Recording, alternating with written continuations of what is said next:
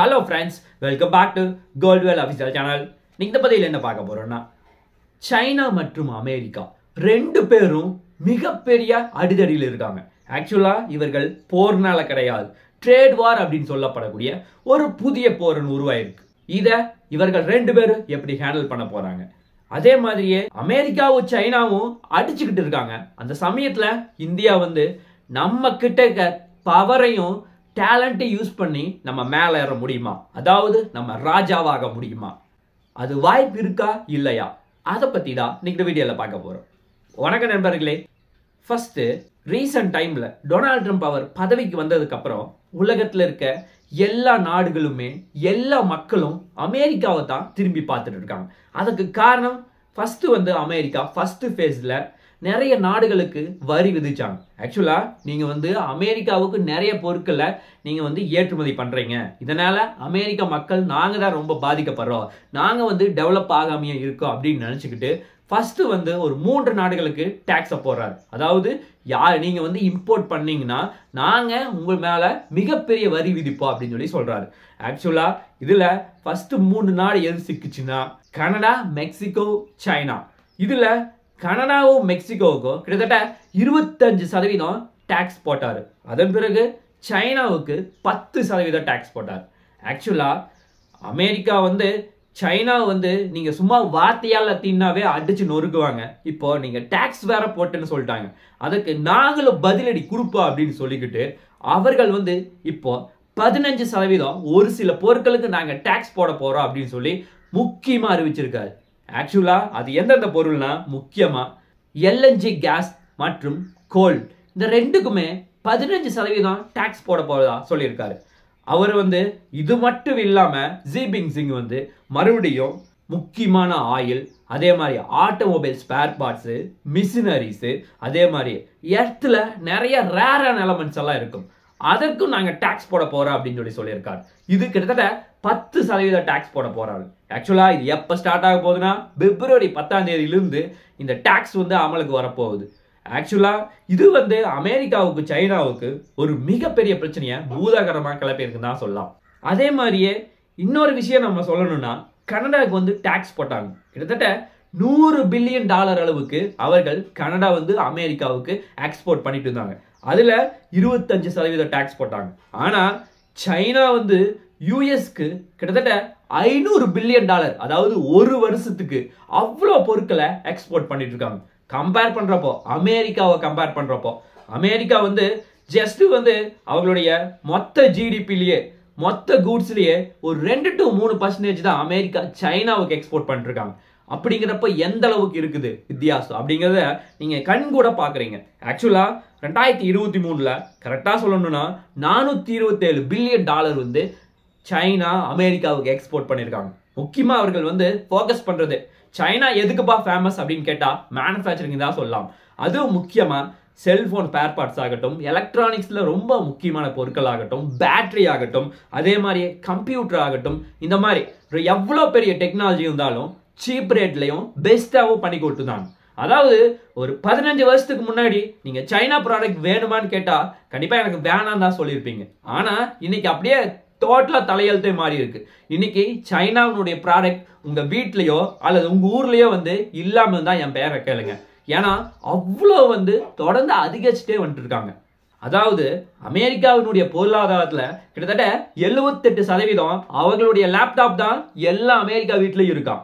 அதே மாதிரியே கம்ப்யூட்டர் மட்டும் 79% சைனாவுடைய ப்ராடக்ட் தான் அமெரிக்கால இருக்குன்னா அப்போ எந்த அளவுக்கு கண்டிஷன் இருக்குன்னு நீங்களே யோசிச்சு பாருங்க.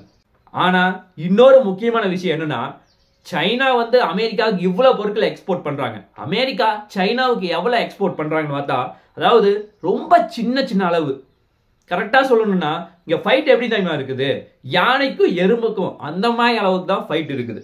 ஏன்னா சைனா கிட்டத்தட்ட 3% மட்டும்தான் அவர்கள் எக்ஸ்போர்ட் பண்றாங்க. கரெக்டா சொல்லணும்னா ஒரு வருஷத்துக்கு $20 பில்லியன் அளவுக்கு தான் எக்ஸ்போர்ட் பண்ணிருக்காங்க அமெரிக்கா சைனாவுக்கு.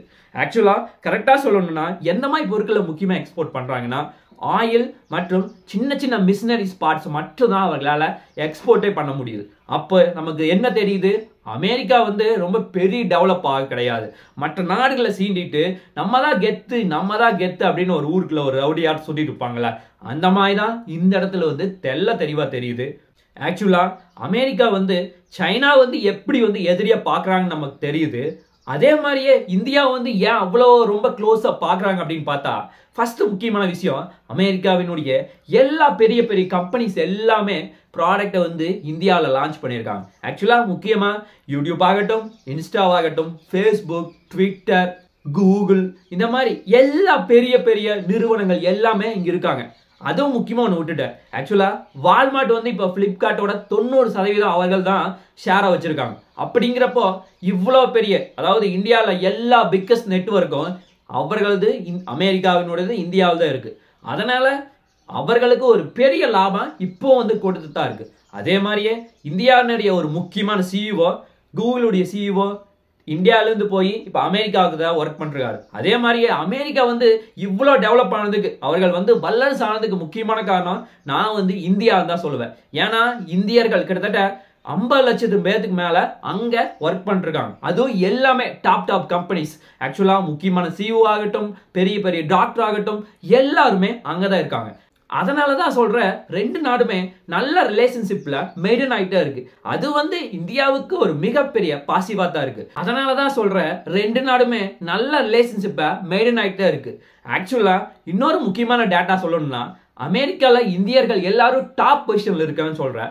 அதே மாதிரியே அவங்களுடைய சேலரியும் மற்ற நாட்டை கம்பேர் பண்ணும்போது ரொம்ப அதிகம். அதுவும் அமெரிக்கால பர்டிகுலரா ஆக்சுவலா கிட்டத்தட்ட 65 லட்சத்துல இருந்து 70 லட்சத்து வரைக்கும் ஒரு வருஷத்துடைய சேலரி அவங்களது அவ்வளோ இருக்கு. ஆனா சைனாக்காரங்க அமெரிக்கால எவ்வளவு வாங்குறாங்கன்னா, ஜஸ்ட் வந்து பாத்தீங்கன்னா ஒரு 30 இருந்து 35 லட்சம் மட்டும்தான் வாங்க முடியுது. ஏன்னா இந்தியர்கள் வந்து அவ்வளோ டேலண்டா அமெரிக்கால இருக்காங்க. அதனாலதான் ரெண்டு நாடும் நல்ல உறவை இன்னும் சுமூகமா இருக்கு. ஆக்சுவலா இந்த டேட்டா மட்டும் நமக்கு பத்தாது. இந்தியாவோ அமெரிக்காவோ ட்ரேடு வந்து எந்த அளவுக்கு பண்ணிட்டு இருக்காங்கறதை நம்ம செக் பண்ணிட்டு தான் போகணும். இந்தியா வந்து அமெரிக்காவுக்கு எவ்வளவு முக்கியமா இம்போர்ட் பண்றோம்னா, கிட்டத்தட்ட $40 பில்லியன் மேல இம்போர்ட் பண்றோம். அது 2023ல. அதே மாதிரியே 2022ல கிட்டத்தட்ட $120 பில்லியன் மேல நம்ம அங்கிருந்து இம்போர்ட் பண்ணி வாங்கியிருக்கோம். முக்கியமா எந்தெந்த பொருள் நம்ம இம்போர்ட் பண்றோம்னா, முக்கியமான மிஷினரிஸ் எல்லாமே அங்கிருந்து தான் வாங்குறோம். அதே மாதிரி ஃபியூல் ஆகட்டும், அயன், அதாவது அயனுடைய ரா மெட்டீரியல் நம்ம அங்கிருந்து தான் வாங்குறோம். ஸ்டீலும் அங்கதான் வாங்குறோம். பிளாஸ்டிக் உடைய முக்கியமான மூலப்பொருட்களையும் நம்ம அங்கிருந்து தான் வாங்குறோம். இதை நம்ம ஒரு சைடு யோசிச்சுட்டு இருந்தாலும், இன்னொரு சைடு வந்து இந்தியா வந்து அமெரிக்காவுக்கு எவ்வளவு எக்ஸ்போர்ட் பண்ணது நம்ம டேட்டா பார்த்தே தான் ஆகணும். ஆக்சுவலா கிட்டத்தட்ட 2023ல $87 பில்லியன் மேல நம்ம இந்தியா அமெரிக்காவுக்கு எக்ஸ்போர்ட் பண்ணியிருக்கோம். அதுவும் முக்கியமா நம்ம ஃபோக்கஸ் பண்றோம்னா கார்மெண்ட்ஸ் ஐட்டம் தான். அதுவும் மட்டும் இல்லாம பாராமெடிக்கல்ல நிறைய முக்கியமான மெடிக்கல்ல இங்கிருந்து தான் அமெரிக்காவுக்கு எக்ஸ்போர்ட் ஆகுது. ஜுவல்லரிஸ் இங்கிருந்து தான் போகுது. அதே மாதிரியே நிறைய மிஷின்ஸ் எல்லாமே நம்ம அங்க எக்ஸ்போர்ட் பண்ணிட்டு தான் இருக்கோம். அதே மாதிரியே ரீசன்ட் டைம்ல ஒரு மிகப்பெரிய பிரச்சனை ஏற்பட்டுச்சு. அது C-17 அப்படின்னு சொல்லப்படக்கூடிய அந்த விமானத்தின் மூலமா 205 இந்தியர்களை நாடு கடத்தினாங்க. அதுக்கு மட்டும் ஒரு ஆளுக்கு எவ்வளவு செலவாச்சு தெரியுமா? அமெரிக்கால இருந்து இந்தியாவில் இருக்க பஞ்சாப் கொண்டு வரக்கு கிட்டத்தட்ட $5000 மேல செலவாயிருக்கு. அது நம்ம இந்திய ரூபாயில கிட்டத்தட்ட 4 லட்சம் ரூபாய் செலவு பண்ணியிருக்காங்க. ஆக்சுவலா இப்ப என்ன பிரச்சனைனா, உலகத்துல இருக்க நிறைய நாடுகளை வந்து கொண்டு போய் நாடு கடத்தினாங்க. அவர்கள் எல்லாத்தையும் பேசிக் லெவல் விமானத்துல கூட்டிட்டு போனாங்க. இந்தியாவுக்கு மட்டும் எதுக்கு இந்த மாதிரி ஒரு ஸ்பெஷல் ராணுவ விமானம் அப்படின்னு சொல்லி ஒரு மிகப்பெரிய கொஸ்டின் இருக்கு. அது இன்னும் கான்ட்ரவர்சியா தான் போயிட்டு இருக்கு. அதே மாதிரியே அமெரிக்கா மற்றும் சைனா ரெண்டு நாடும் மிகப்பெரிய போர்ல ஈடுபட்டு இருக்காங்க. அந்த சமயத்துல இந்தியா வந்து தன்னுடைய பவர் யூஸ் பண்ணி, டேலண்ட்டை யூஸ் பண்ணி, நம்மகிட்ட இருக்க டெக்னாலஜி கொஞ்சம் டெவலப் பண்ணிட்டு, நம்ம வந்து ரெண்டு நாடு சண்டை போட்டுக்க சமயத்துல நம்ம ஈஸியா மேல ஏற முடியும். அது எப்படின்னு கேட்டோம்னா, இப்போ பேசிக்கா இப்போ ஒரு கொஸ்டின் கேட்கிறேன். அமெரிக்கால ஒரு பேனா வந்து $10 இருக்கு. அது சைனா ப்ராடக்ட்னு வச்சுங்களேன். இந்தியாவினுடைய ப்ராடக்ட் இப்போ டாக்ஸ் ஏறினதுக்கு அப்புறம் அமெரிக்கா வந்து சைனாவுக்கு டாக்ஸ் போட்டாங்க. அப்படிங்கிறப்போ நம்மளுடைய ப்ராடக்ட் ஒரு $7 கொண்டு போய் அங்க சேல்ஸ் பண்ணா, பேசிக்கா அங்க மக்கள் வந்து யாரு வாங்குவாங்க? $7 இருக்கிற பொருள் தானே வாங்குவாங்க. அப்போ இந்த இடத்துல என்ன ஆகுது? நமக்கு டிமாண்ட் ஜாஸ்தி ஆகுது. அப்போ நம்ம சப்ளை அதிகமா கொடுத்தோம்னா கண்டிப்பா நம்ம நாடு ஈஸியா டெவலப் ஆகும். ஏன்னா நம்ம நாட்டினுடைய பிரச்சனை என்ன?